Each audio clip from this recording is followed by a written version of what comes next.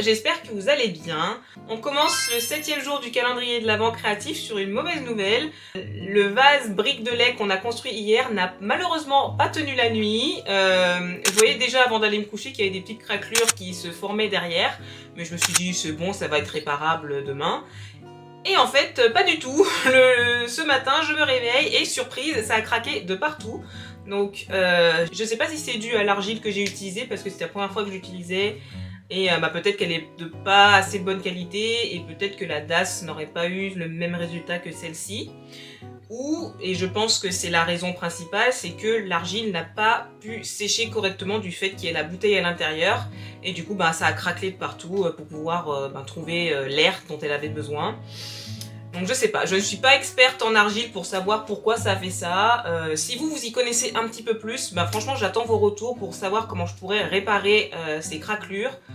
Parce que je compte pas la laisser comme ça. Je vais essayer au moins de la réparer, si j'y arrive pas, je vais recommencer. Je sais pas si ce serait mieux en fait de faire chaque partie séparément, d'attendre qu'elle sèche et d'ensuite tout assembler ensemble. Ou ouais, c'est peut-être plus... je sais pas. Donc franchement, si vous y connaissez, j'attends vos conseils et puis on réglera ce problème-là ensemble.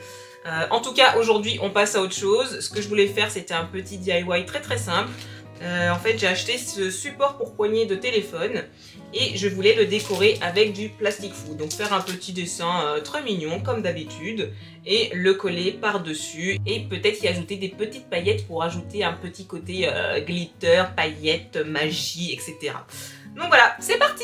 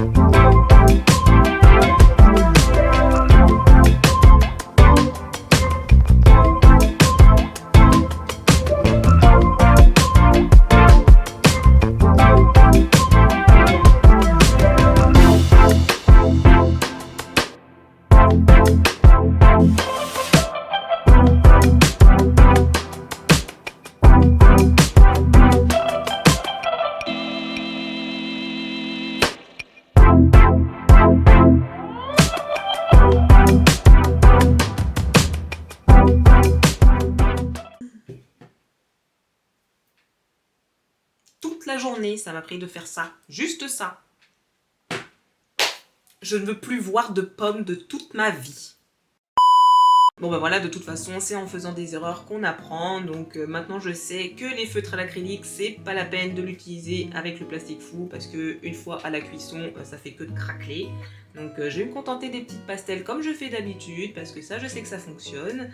En tout cas, malgré les nombreux ratés, je suis quand même très contente du résultat final. Puis le fait d'avoir ajouté des petites paillettes sur la coque, franchement, j'adore, c'est trop beau.